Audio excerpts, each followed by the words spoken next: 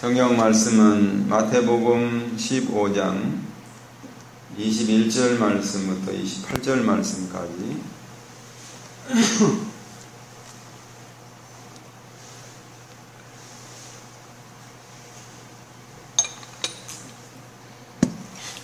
마태복음 15장 21절 말씀 찾으셨으면 받들어 봉독해 올리겠습니다.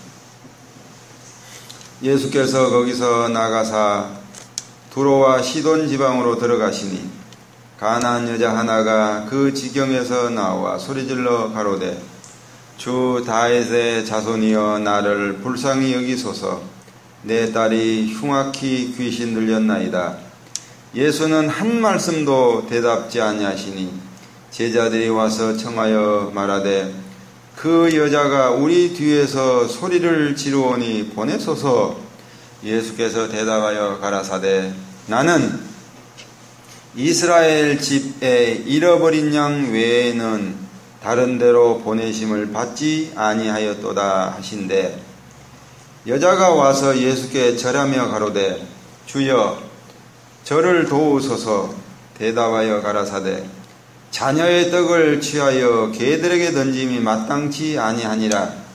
여자가 가로되 주여 올소이다마는 개들도 제 주인의 상에서 떨어지는 부스러기를 먹나이다 하니 이에 예수께서 대답하여 가라사대 여자야 내 믿음이 크도다. 내 소원대로 되리라 하시니 그 시로부터 그의 딸이 나으니라. 아멘.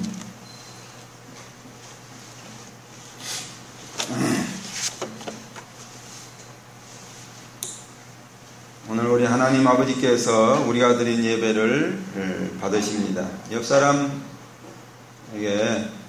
오늘은 하나님의 사랑을 마음에 채웁시다 하고 인사하시면서 말씀 보겠습니다. 하나님의 사랑을 채웁시다. 마음에 채웁시다. 마음을 채웁시다.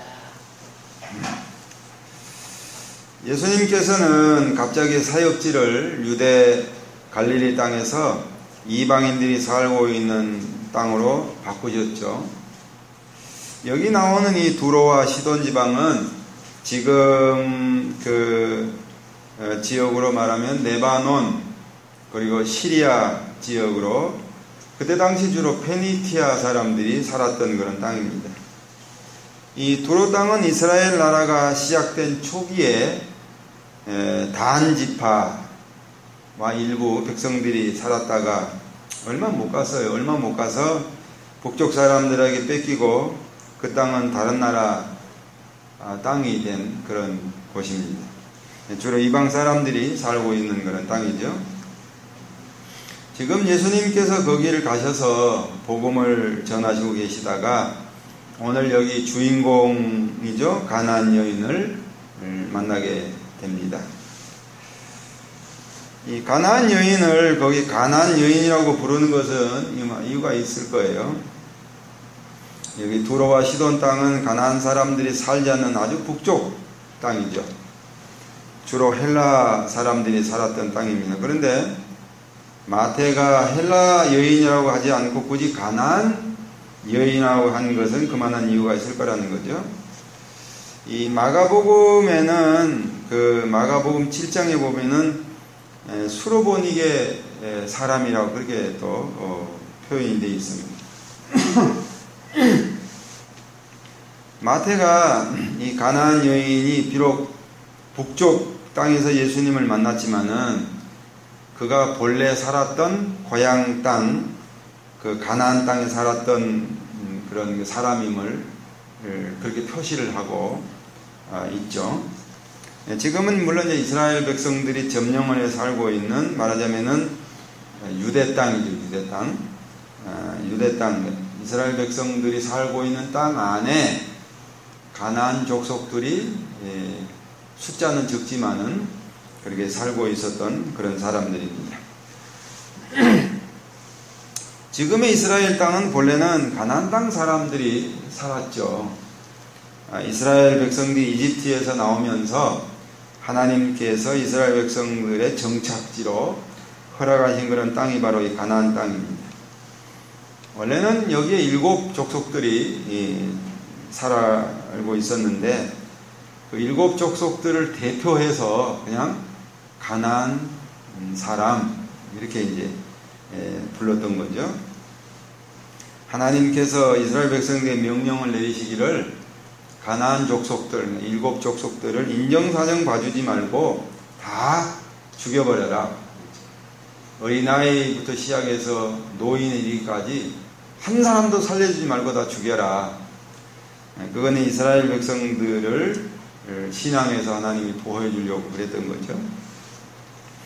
근데 이제 그만 이스라엘 백성들이 불순종을 했죠. 그래서 일부 가나안 땅 사람들을 살려뒀어요.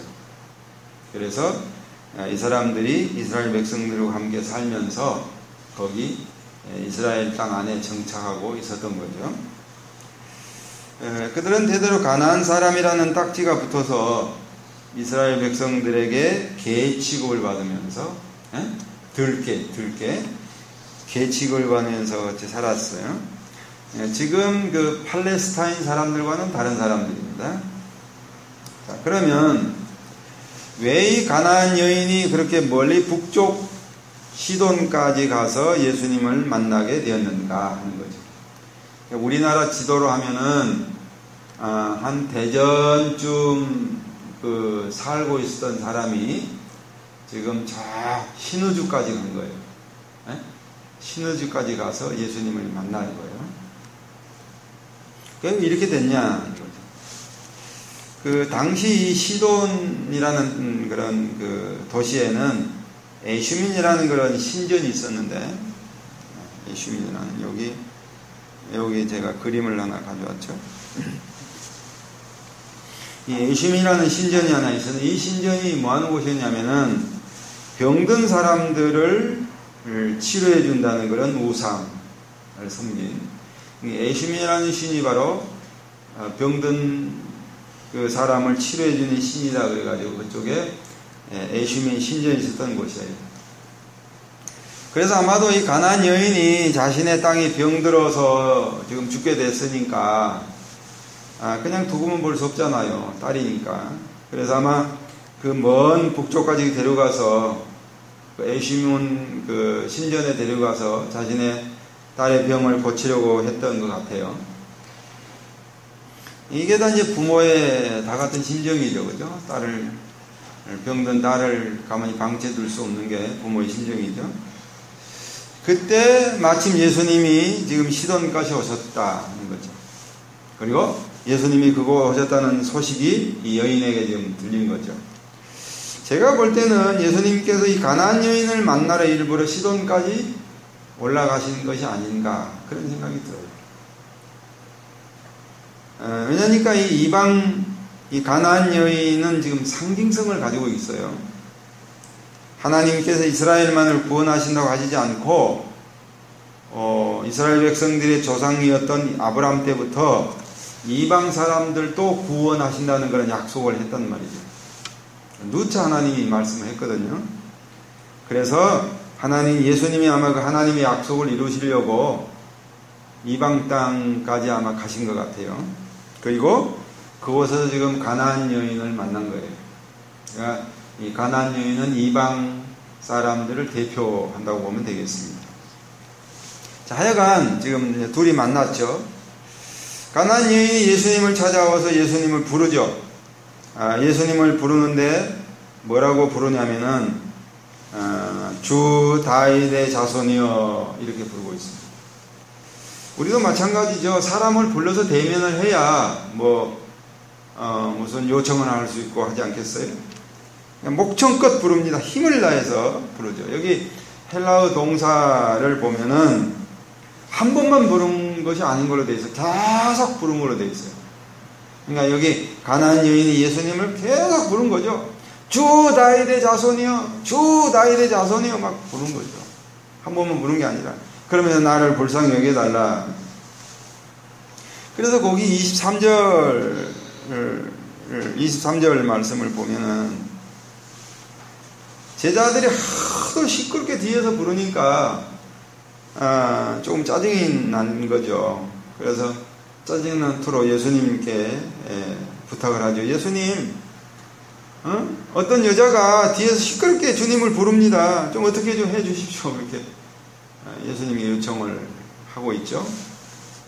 하지만 예수님은 무시를 합니다. 들은 채도 안 합니다. 들은 채도 안 해요. 놀라운 것은 여기 가나안 여인이 이 예수님을 부르는 호칭이라는 거죠. 아까도 얘기했지만은 주 다윗의 자손이여라고 부르고 있는 거죠. 보통 다윗의 자손이라는 호칭은 이스라엘 백성들이 메시아에게 사용했던 호칭이에요. 메시아에게. 그러니까 아무에게 썼던 그런 호칭이 아니라 메시아를 향해 썼던 호칭이 바로 다윗의 자손이라는 그런 호칭입니다. 그런데 그걸 지금 여기 이방 여인, 가나안 여인이 어떻게 알고 그걸 사용하고 있다는 거죠. 응? 자, 그러면 적어도 우리 이 여인은 뭐예요? 메시아에 대해서 알고 있었다는 얘기가 되는 거죠. 그죠? 전혀 모르고는 예수님을 향해서 메시아에게만 쓴 호칭을 쓸 수가 없기 때문에 그렇죠. 그렇잖아요. 모르고 그런 호칭을 정확하게 쓸 수 없잖아요. 또 계속되는 그런 대화 요청 속에 그 대화를 보면은 이 여인이 메시아에 대해서 몰랐다고 볼 수 없어요. 정확하게 알고 있었다고 볼 수 있는 거예요. 그러니까 메시아에 대한 구약 성경의 정보를 이 이방 여인이 많이 알고 있었다. 아주 그것도 정확하게 알고 있었다는 거죠. 자, 그래서 먼저 우리가 이 호칭에 대해서 좀 알아보면은 이사야 9장 1절부터 한번 너무 작죠.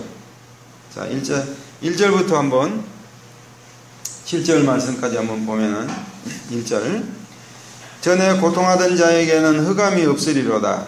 예적에는 여호와께서 스불론 땅과 납달리 땅으로 멸시를 당케 하셨더니 후에는 해변길과 요단 저편 이방의 갈릴리를 영업케 하셨느니라. 흑암에 행하던 백성이 큰 빛을 보고 사망의 그늘진 땅에 거하던 자에게 빛이 비추도다. 주께서 이 나라를 창성케 하시며 그 즐거움을 더하게 하셨으므로 추수하는 즐거움과 탈취물을 나누는 때의 즐거움같이 그들이 주의 앞에서 즐거워하오리니 이는 그들의 무겁게 맨 멍에와 그 어깨의 채찍과 그 앞제자의 막대기를 꺾으시되 미디안의 날과 같이 하셨습니다. 어지러이 싸우는 군인들의 갑옷과 피 묻은 복장이 불에 섭같이 살라지리니 이는 한 아이가 우리에게 낳고 한 아들을 우리에게 주신 바 되었는데 그 어깨에는 정사를 메었고 그 이름은 기묘자라 모사라 전능하신 하나님이라 영존하신 아버지라 평강의 왕이라 할 것임이니라. 그 정사와 평강의 더함이 무궁하며 또 다윗의 위에 앉아서 그 나라를 굳게 세우고 자금 이후 영원토록 공평과 정의로 그것을 보존하실 것이라. 만군의 여호와의 열심히 이를 이루시리라. 거기 그 7절 말씀이죠. 그 6절에 한 아들을 우리에게 주셨는데 그 아들이 누구냐면 바로 9, 7절에 다윗의 위라는 것은 왕위를 말합니다. 다윗의 왕위에 앉아서 그 나라를 굳게 세울 자다. 메시아에 관한 거죠. 이사야 선지자가 예언한 메시아에 관한 그런 그 예언인데 그 메시아는 다윗의 위에 앉아서 나라를 세우고 그 나라를 다스릴 것이다. 그러니까 메시아는 다윗의 혈통을 이은 후손으로 오실 것이다. 그래서 마태복음 1장 1절에 말씀하죠. 예수님을 소개할 때 뭐라고 합니까? 마태복음 1장 1절에 다윗의 자손 예수 그리스도의 세계다. 이렇게 소개하죠. 자, 그런데 이제 문제는 외형적으로 다윗 왕은 이스라엘 나라의 왕 중의 왕입니다. 그래서 지금도 이스라엘 사람들은 다윗별이라 그래가지고 큰 별을 그 이스라엘 국기에 그려 넣었죠. 그걸 보통 다윗별이라 그럽니다. 다윗 왕을 상징하는 그런 별이에요. 다윗 왕 같은 왕이 없었다. 나라를 강력한 왕권으로 다스리면서 당시에 이스라엘 나라를 가장 강한 나라로 만들었던 그런 왕이 바로 다윗 왕입니다. 주위의 그 어떤 나라도 이스라엘 나라를 침범하지 못하는 그런 강력한 나라를 만들었던 왕이 다윗 왕이었어요. 자, 그런데 너무 아쉬운 것은 이스라엘 백성들이 이사야 예언의 내면의 메시아의 모습은 보지를 못하고 외형적인 메시아의 나라로 강력한 나라를 기대하고 있다는 거죠. 메시아가 오시면은 다윗 왕이 다스렸던 나라처럼 강력한 이스라엘 나라를 만들어 주실 메시아가 오실 것이다. 이렇게 지금 메시아를 기다리고 있다는 거죠. 그러니까 말하자면 눈에 보이는 이 땅에서의 나라를 이스라엘 백성들이 기다리고 있다. 예수님 당시 이스라엘 나라가 지금 로마 제국의 속국으로 있거든요. 로마의 압제를 받고 있단 말이죠. 그러니까 이스라엘 사람들의 소망은 뭐냐면은 메시아가 와서 우리나라를 압제하고 있는 로마 저놈들을 갖다가 지금 불로 다 멸망시켜버리고 우리나라를 저 로마 압제에서 해방시켜줄 그 메시아가 오실 것이다. 이렇게 메시아를 기다리더라. 그러다 보니까 지금 이사야가 예언했던 그 메시아가 오셔서 다스릴 나라의 내면의 나라, 진짜의 모습이죠. 그 모습은 이스라엘 백성들이 생각하지를 못하고 있다는 거죠. 자, 그런데 여기 이제 비교되는 것이 바로 여기 지금 이방 여인이죠. 가나안 여인. 예수님께 와서 목청을 부르면서 예수님을 부르고 있는 이 가나안 여인은 반대로 메시아에 대한 정확한 성격과 정보를 알고 있었다는 거죠. 내면의 나라를 알고 있었다. 그래서 그걸 지금 마태가 지적을 해주고 있는 겁니다. 오히려 이스라엘의 본 백성들은 메시아를 잘못 알고 있었지만은 이사야가 말한 메시아는 그런 강력한 왕권으로 강력한 세상 나라를 만들 것이 아니라는 것을 이사야가 지금 지적한 것처럼, 예언한 것처럼, 이사야 거기 9장 7절 이렇게 봤잖아요. 한번 볼까요? 다시 한번. 이사야 9장 7절에 한번 봐요. 어떤 나라인지. 그 정사와 평강에 더함이 무궁하며 또 다윗의 위에 앉아서 그 나라를 굳게 세우되 자금 이후로 영원토록 어떻게 해요? 공평과 정의로 그것을 보존할, 그 나라를 보존할 것이다. 이렇게 말합니다. 그러니까 지금 이사야가 말한 메시아의 나라는 어떤 나라입니까? 공평과 정의의 나라다. 공평과 정의의 나라. 공평과 정의의 나라를 만들 것이다. 이게 이사야가 예언한 거예요. 그러면 이스라엘 백성들이 정확하게 이사야가 말한 그 메시아를, 정확한 메시아를 기다렸다면은 단지 로마 속국에서 자신들을 해방시켜줄 메시아가 아니라 공평과 정의로 다스릴 메시아를 기다렸어야 맞은 거예요. 그죠? 다시 한번 더 볼까요? 거기 이사야 16장 5절을 한번 보면은요. 보이죠? 자, 우리 다 같이 한번 읽습니다. 다윗의 장막의 왕위는 어떤 나라요?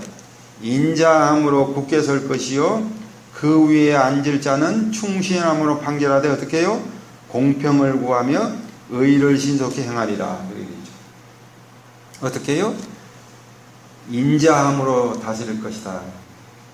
인자함으로 다스리되 그 나라는 공평과 의의 나라가 될 것이다. 이렇게 예언하고 있죠.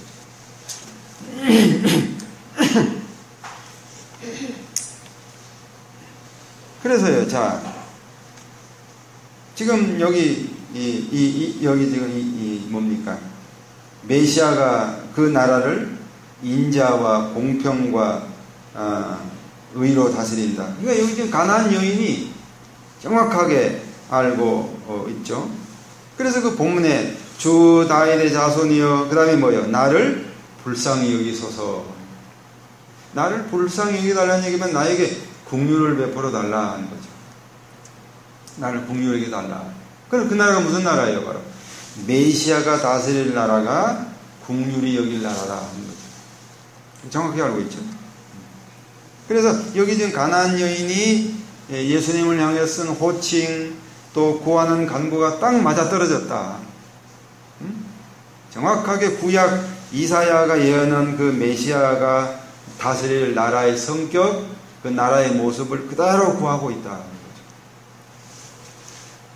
자, 이제 저 같으면은 이것만으로 반갑게 이 여인을 돌아볼 만한데 예수님은 그렇지 않았어요.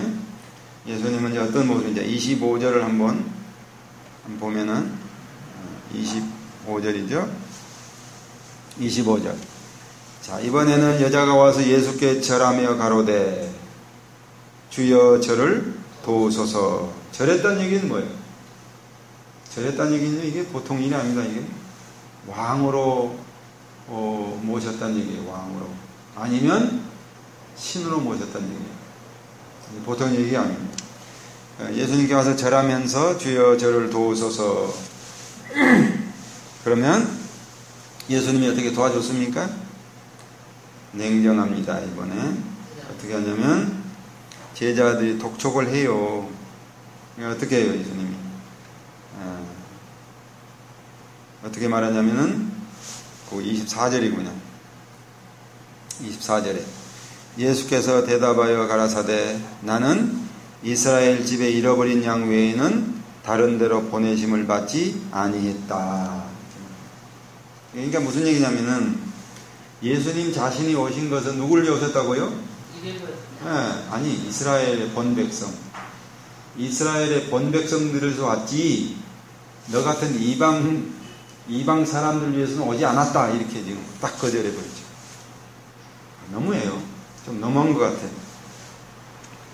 이쯤 되면은 조금 돌아봐서 좀 이 여인의 그 소원을 좀 들어줄만 하신데 예수님 하신 말씀이 나는 이스라엘 잃어버린 양 외에는 보내심을 받지 않았다.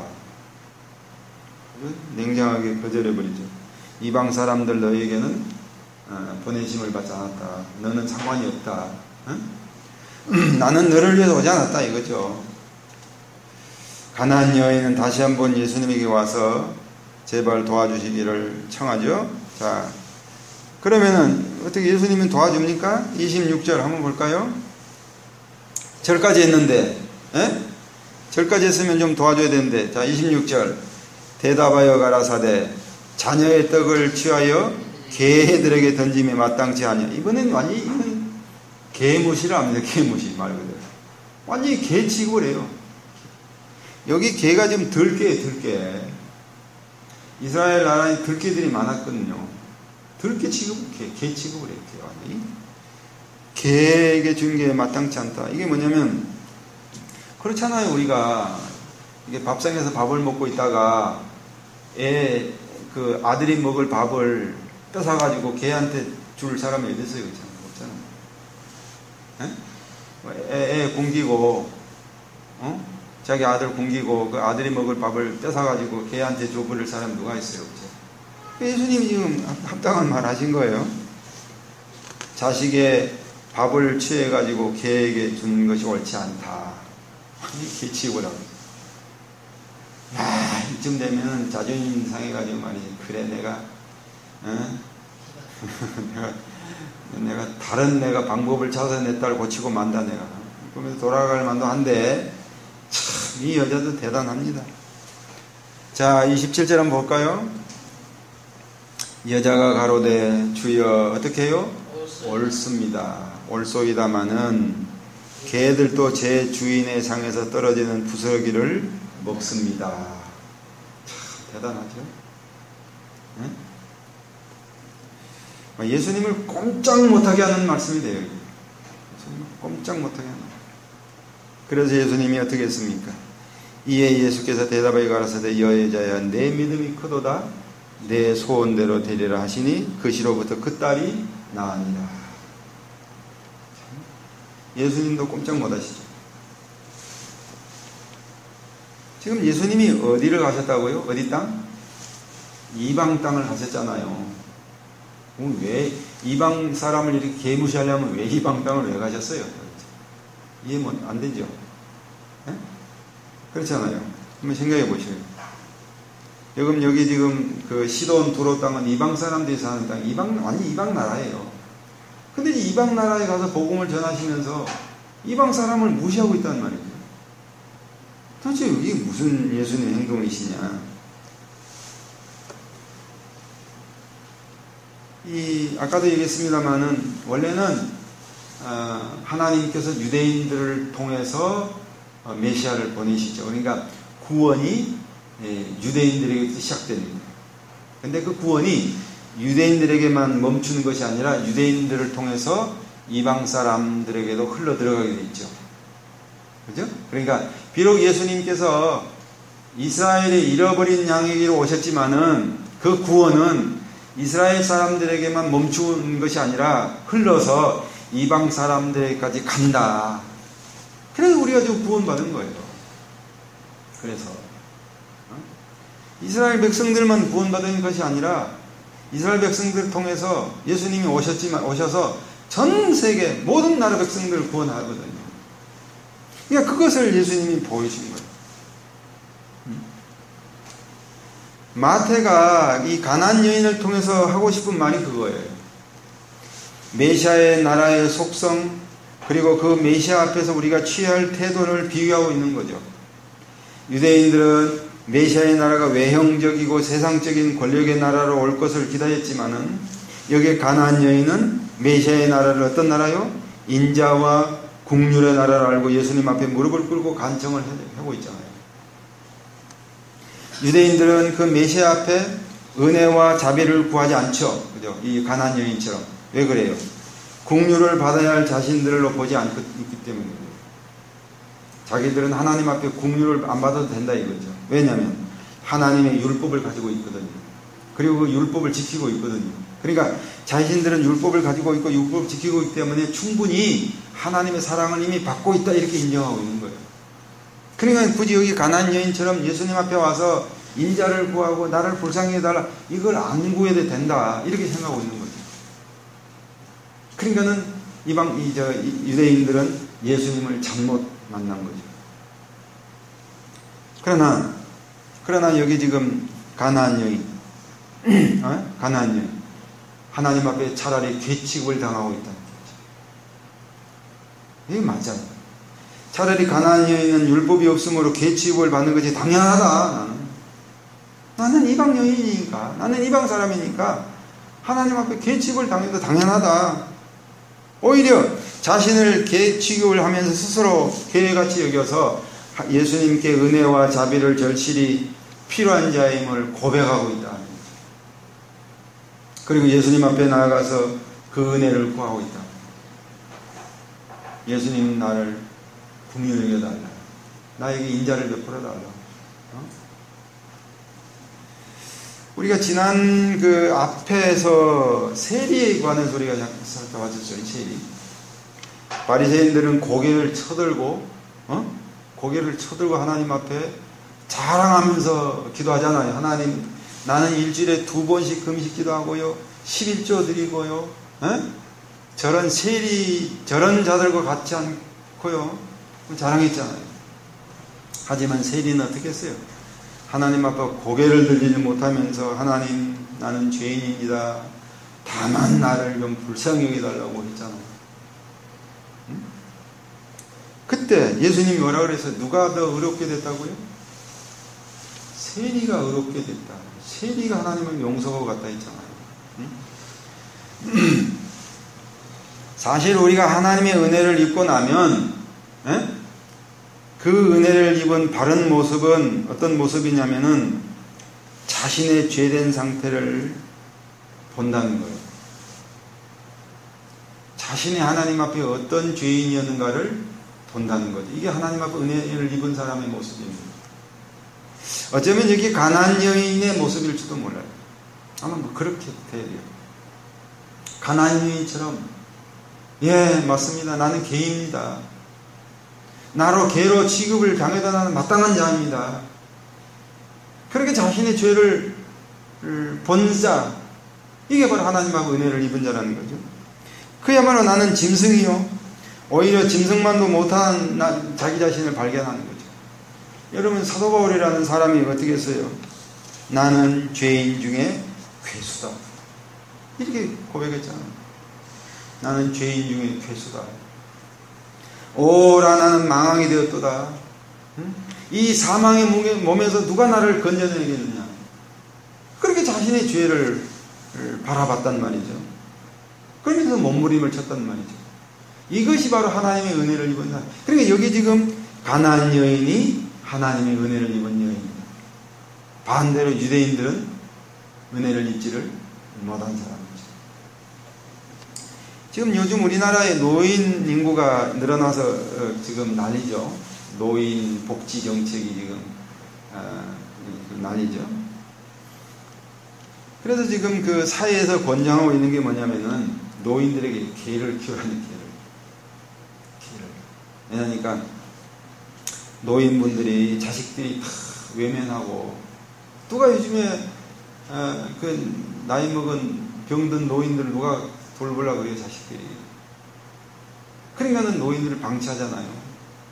그러니까 가끔 뉴스에 나오면 시골에서 노인들이 혼자 살다가 그냥 죽었다. 근데 그 죽은지도 모르고 15일 지났다. 그런 뉴스 많이 듣잖아요. 혼자 외로워하다가 그냥 돌아가신 거예요.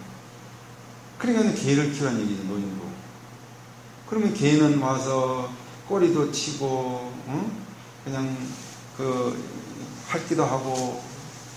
그러니까 노인들이 차라리 개를 자식 삼아서 키운다. 그러면은 외로움이 좀 덜하니까 치매도 좀 방지가 되고 그럴 것이다. 그래서 노인들과 이제는 개를 키워야 됩니다. 이런 모습들이 인간들의 참상이에요. 여러분들이 나는 예수 믿고 구원받은 하나님의 자녀라고 하고 그 하나님께 예배를 드리고 있는 것으로만 우리가 하나님 앞에 내 할 일 다 했다고 한다면 이거는 유대인들의 모습에 불과합니다. 가난한 여인이 돼야 돼요. 나는 하나님 앞에 은혜를 입어야 하고 하나님의 자비를 입어야 마땅한 자임을 고백하는 자. 그것도 뼈저리게. 나는 하나님의 은혜가 아니면 나는 살지를 못합니다. 나는 이런 죄인입니다. 그래서 자신의 죄인을 보고 하나님 앞에 엎드려서 여기 지금 가나안 여인처럼 인자를 구하는 자. 나를 불쌍히 여기다. 나를 불쌍히 여기다. 우리나라 거지하고 유럽 거지하고 다른 점이 뭐냐면요. 우리나라 거지들은 한 푼 줍쇼, 한 푼 줍쇼 그래요. 그죠? 그러나 유럽 거지들은 달라요. 뭐냐면 나를 불쌍히 여기다. 나를 불쌍히 여기다. 공유하게 달라. 우리나라 거지하고 달라. 그 사람들은 그 기독교 문화가 그렇게 이제 배서 그래요. 불쌍히 여기달라는 거죠. 지금 내 처지를 좀 불쌍히 여기달라는 거죠. 그냥 한 푼 줍쇼가 아니라 그게 아니라 나를 좀 불쌍히 여기달라는 거죠. 이게 자신의 처지를 알지 않고서는 그렇게 할 수 없다는 거죠. 마찬가지 우리가 하나님 앞에서 하나님 나는 죄인입니다. 가나안 여인처럼 나에게 인자를 베풀어 주십시오. 나를 불쌍히 여겨 주십시오. 우리 구원은 우리가 잘나서 혹은 우리가 뭘 해서 하나님 앞에 받은 게 아니란 말이죠. 전적으로 하나님께서 나를 공유하게 주셔서 나를 구원해 주신 겁니다. 어쩌면 우리는 개취급을 당해도 마땅한 자일지도 몰라요. 아마 내가 그래요. 하나님 앞에 매일매일 생각하면서 살아온 모습을 보면 이 가난안 여인이 아마 나일 것 같아요. 개취급을 당해도 응? 하나님께 버림받아도 나는 할 말이 없는 사람인 것 같아요. 그러니까 뭐예요? 나는 하나님 앞에 가서 매일 엎드려서 오늘도 하나님 나를 좀 불쌍히 해주십시오. 불쌍히 해달라. 그게도 그렇게 할 수 없는 거죠. 오늘날 우리 신자들이 자신들이 어떤 자리에서 구원을 받았는지를 모른다는 거죠. 아니면은 망각을 하고 살고 있다는 거죠. 그래서 오직 나는 이 세상에서 예수님으로 부자가 좀 되어가지고 한번 자랑하면서 한번 잘 살고 싶어. 그러니까 예수님 잘 믿는 것으로 곧 부자가 되는 길이 곧 신앙이 되어버렸다는 거죠. 그러다 보니까 신자다운 표시가 하나도 없다. 신자다운 표시가 있다면 그저 하나님 앞에 부자가 되고 싶어가지고 헌금 많이 한다든지 열심히 하나님 앞에 기도한다든지 예배를 정성을 다해 드린다든지 뭐 그거밖에 없다. 하나님 앞에 잘 보여서 하나님 앞에 뭘 얻어내려는 그런 신앙밖에 없다. 신자된 표시가. 그리고 그 복도 나만 받는 게 아니라 내 자식 대대 손손까지 받아 누렸으면 좋겠다. 이런 식의 신앙밖에 없다는 거죠. 그리고 이제 우리 한국교회 또 다른 병폐가 뭐냐면은 이 은사예요, 은사. 내가 은사를 받는 것으로 신앙을 대신하려 한다는 거죠. 우리 교회는 아직 은사에 대해서 내가 뭐 그렇게 주장을 안 하니까 조금 그렇지만은 대부분 그렇다는 거죠. 그래서 은사를 하나님 앞에 받아서 예를 들면 방언의 은사, 뭐 병고신 은사 이런 은사를 받아가지고 마치 자기가 마치 신앙이 좋은 자인 것처럼 개뿔 무슨 신앙이죠?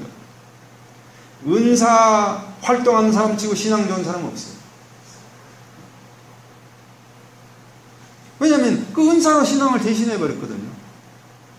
삶은 엉망인 거죠. 삶. 그러니까는 한국교회 은사 활동은 많은데 세상 사람들의 욕은 또 그만큼 많이 얻어먹고 있다. 그렇죠? 맨 욕 얻어먹는 게 집사, 권사. 세상에 욕을 먹는 사람이 그렇단 말이에요. 어쨌든 우리는 하나님의 인자하심에 내 온 마음을 다 빼앗겨야 되는 거예요.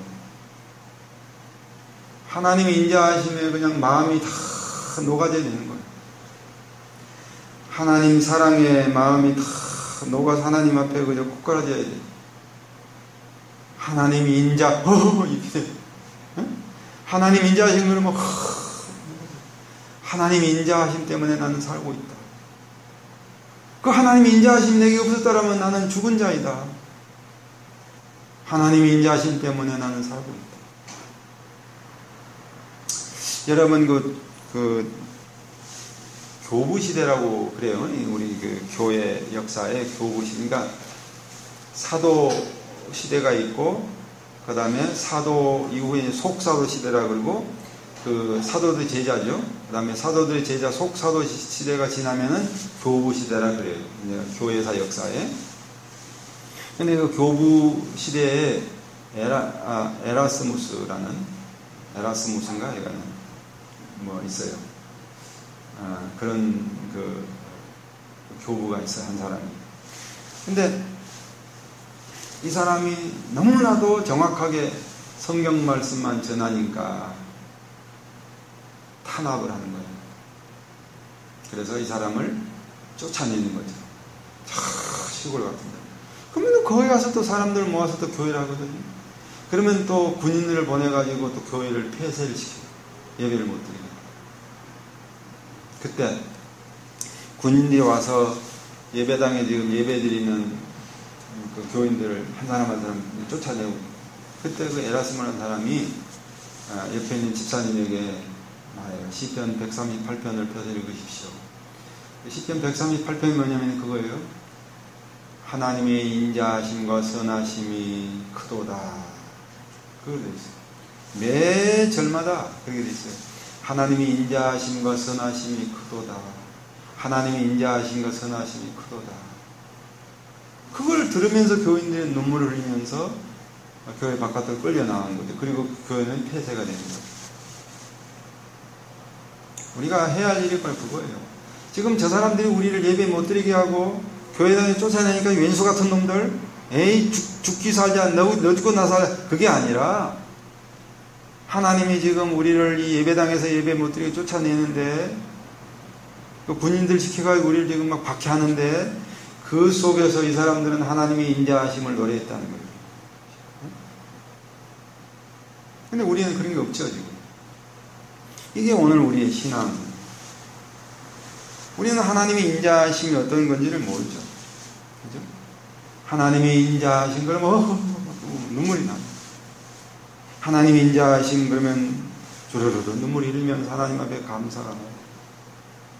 왜냐하면 사실 우리가 하나님 인자하심 때문에 구원받았고, 인자하심 때문에 예수님이 오셨고, 하나님 인자하심 때문에 우리가 용서받았고, 하나님 인자하심 때문에 우리가 이렇게 살고 있는 거예요. 근데 우리 그거를 모르고 있는 거죠. 모르고 있어요. 예수님의 십자가의 사랑이 내 마음을 다 빼앗아 가야 돼요. 그래서 예수님의 십자가를 생각하면은 그냥 하나님의 말씀에 무조건 순종이 돼야 되고, 이게 우리 신자된 표시예요. 다른 거 없어요. 우리가 뭐 안 믿는 사람하고 표시가 뭐예요 도대체? 부자 뭐 잘 사는 게 뭐 그거 아니잖아요. 있다면은 하나님을 만난 표시예요. 하나님을 만난 표시가 뭐예요? 아, 하나님이 인자하시다. 하나님이 선하시다. 하나님이 우리를 사랑하신다. 그 표시거든요. 단지 이제 우리는 뭐냐면은 나는 나를 더 사랑한다. 그죠? 내가 나를 사랑하는 것보다 더 큰 사랑은 없을 거죠. 자기가 자신을 사랑하는 게 아마 이게 문제예요. 이게 제일 큰 문제예요. 이게. 내가 나를 안 사랑한다면은 싸울 일도 없고, 내가 나를 안 사랑한다면 누구 욕할 필요도 없고 그래요. 근데 내가 나를 사랑하니까 자존심 상하고 기분 나쁘고 그리고 마음 상처 있고 그러거든요. 그러니까 우리는 항상 나를 사랑하다 보니까 나를 더 잘 꾸미고 나를 더 돋보이게 하고 나를 더 편하게 하고 싶어서 욕심이 나는 거죠. 나를 사랑해서 하나님을 섬긴다는 거죠. 하나님, 내가 나를 사랑하잖아요. 그러니까 하나님 나를 좀 부자 되게 해주십시오. 그게 그래서 나온 거예요. 우리는 이게 없어져야죠. 그렇잖아요. 예수님의 십자가가 어떻게 나를 사랑하는 게 되겠어요? 십자가를 진다는 것은 나를 부정하는 거거든요. 그렇죠? 나를 부정하는 거예요. 거기에는 예수님의 사랑밖에 없죠. 그래서 여기 지금 가나안 여인, 오늘 여러분들과 가나안 여인이 되셔서 하나님 그저 나는 죄인입니다. 나는 하나님 앞에 버림받아 마땅한 죄인입니다. 다만 주님 나를 좀 불쌍히 여겨달라. 나에게 하나님 인자함을 베풀어서 지금 내가 당하고 있는 어려운 현실, 아프든지 어렵다든지 이 어려운 현실을 좀 하나님 조금 풀어주십시오. 하나님 나를 불쌍히 여겨달라. 그거밖에 우리 하나님 앞에 할 수 없다는 거예요. 오늘 가나안 여인에 대해서 더 하나님의 인자와 사랑 안에 사는 그런 여러분들 되시기를 주 이름으로 축원합니다.